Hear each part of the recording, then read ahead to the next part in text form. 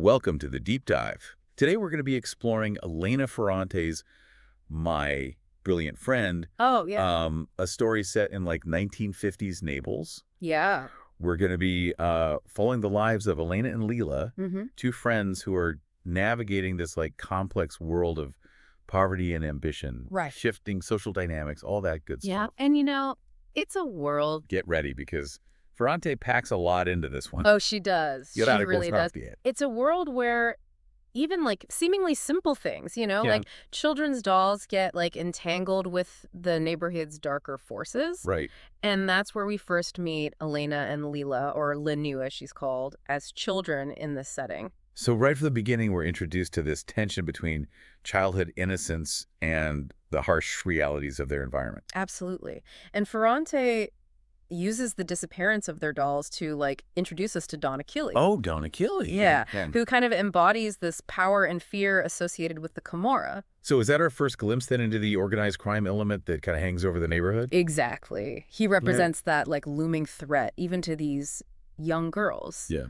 And in a moment of incredible boldness, they actually confront Don Achille, demanding their dolls back. That's pretty fearless for young kids. It is. What does that tell us about their relationship even at this early stage?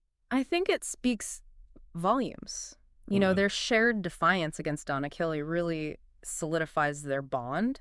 It's a moment where they rely on each other for courage and support. Okay. And you see this dynamic kind of play out as they grow, too. How so? Well, consider their academic rivalry. Okay. Lenu's a very dedicated student, but Lila possesses this, like, natural, almost effortless brilliance. She learns to read and write on her own, leaving everyone in awe. It's like a natural intelligence. It really is. So there's this push and pull between them. Lila's talent inspires Lenu, but it also creates a sense of competition. Yes, and this tension is central to their relationship. It fuels Lenu's desire to prove herself, to measure up to Lila's extraordinary abilities. Which brings us to kind of a turning point in their childhood, right? The shoes. Precisely. Lila designs a pair of shoes, and she's dreaming of escaping poverty through her talent and hard work. However, the reality of their social limitations becomes very painfully clear when her father rejects the idea. Oh, wow. This event really underscores the constraints placed on them by their circumstances and their gender. So even as children, they're already bumping up against the realities of their world. Absolutely. And it becomes even more pronounced as they transition to adolescence. Okay.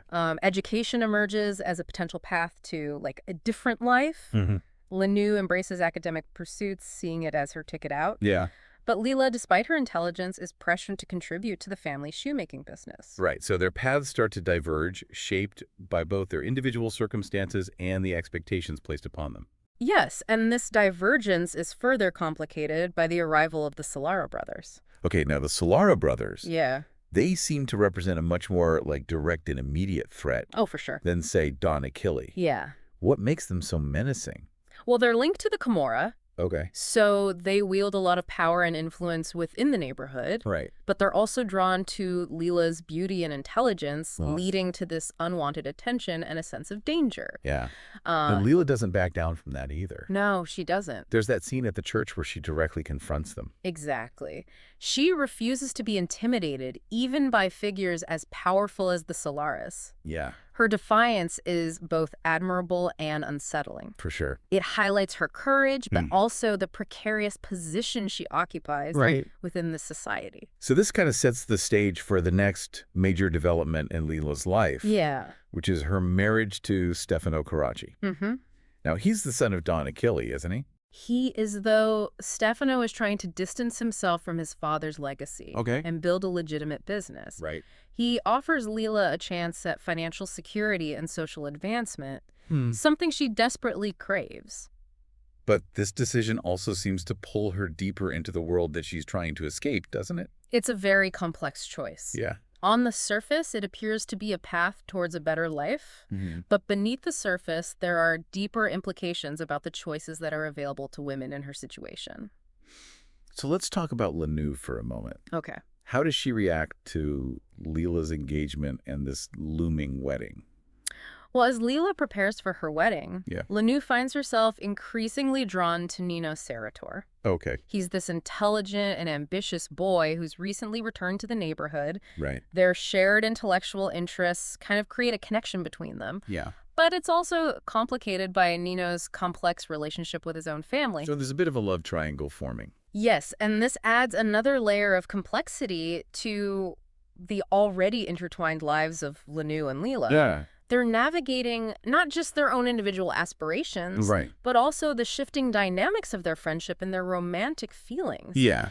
And all of this leads us to the wedding, Right. which, from what I've heard, is quite the event. Okay, let's unpack that in part 2 of our deep dive. We'll pick up with the wedding and see how it sets the stage for the next chapter in their lives. Oh, that wedding. Yeah. It really is the turning point. It's meant to be this grand occasion, a Right. symbol of like Lila's upward mobility. Yeah. But it's precisely at this moment of supposed triumph that the reality of her situation comes crashing down. So what happens that makes it such a stark turning point? Is it more than just typical wedding drama? Oh, it's so much more. Okay. It's a calculated humiliation. Sure.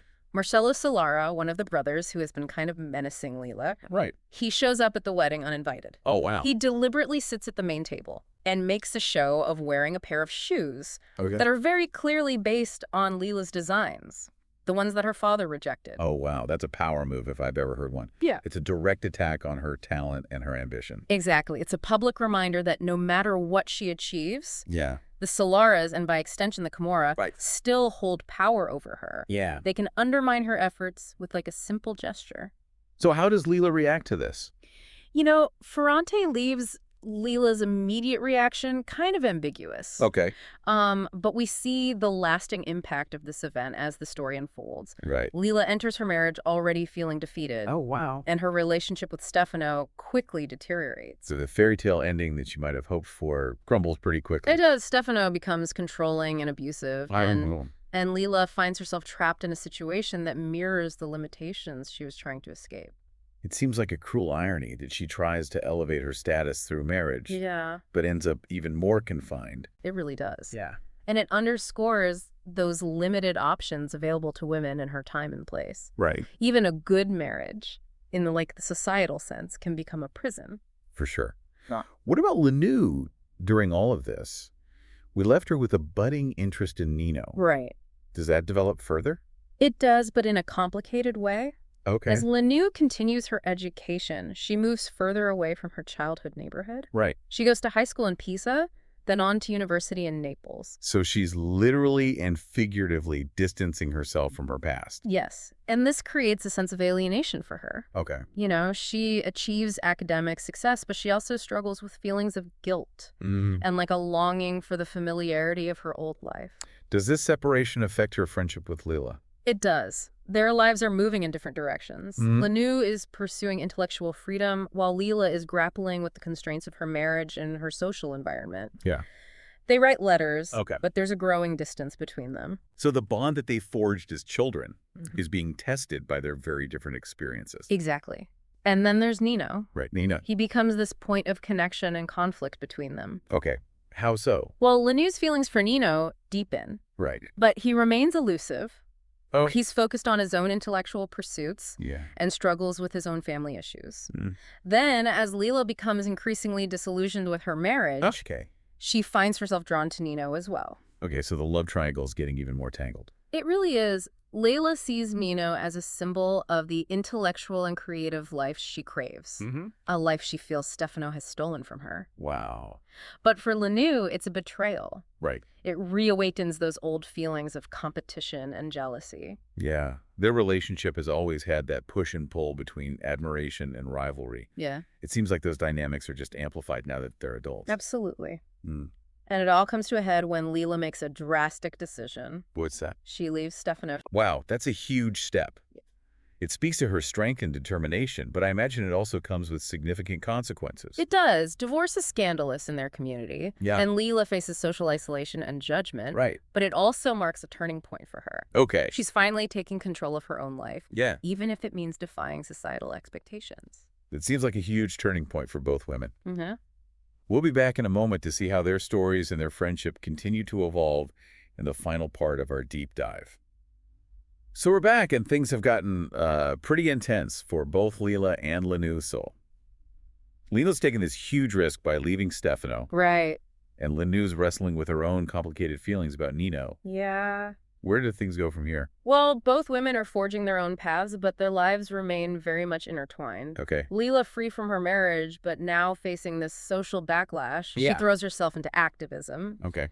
She becomes involved in like local politics, challenging the power structures that have always held sway in their neighborhood. So she's taking on the Camorra in a way.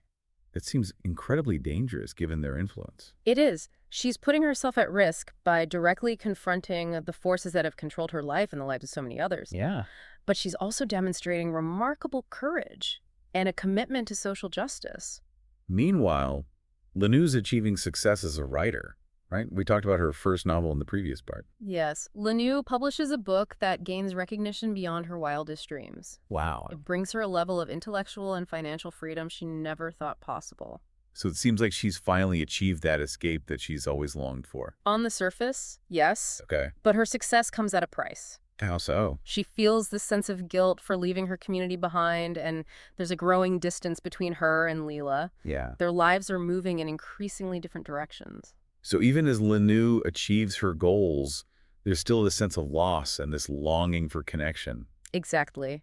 It highlights that complex nature of ambition and the sacrifices that often come with pursuing one's dreams. What about Lila's activism? Does she make any headway against the Camorra? Her efforts are met with resistance, of course. Right. The Solaras and their network are very deeply entrenched. Yeah. But Lila's actions inspire others to question the status quo and demand change. She becomes a symbol of hope and defiance in a community that has long been oppressed. It sounds like both women in their own ways are challenging the limitations placed on them by their environment and their social class. They are, and even though their paths diverge, their bond remains a constant. Okay. They continue to correspond, offering each other support and challenging each other's perspectives. Does the relationship ever find a true resolution? Do they reach a point of understanding and acceptance? You know, that's the brilliance of Ferrante's ending. She leaves it very much open to interpretation. Okay. The book concludes with Lenu receiving a package from Lila, its contents undisclosed. Wow. It's a final enigmatic gesture that speaks to like the enduring power of their connection. So even after all the complexities, the rivalries, the betrayals, there's still a sense that their friendship is unbreakable. It's a testament to the power of female friendship, you know, the way it can endure even the most difficult challenges and evolve over a lifetime. My Brilliant Friend is a rich and layered story, and our deep dive has only scratched the surface. It's a book that invites multiple readings and deep reflection. It really is. It's a story that stays with you long after you turn that final page, prompting you to consider the complexities of friendship ambition and the forces that shape our lives. Well, thanks for joining us on this journey into the world of Elena Ferrante. Until next time, keep diving deep.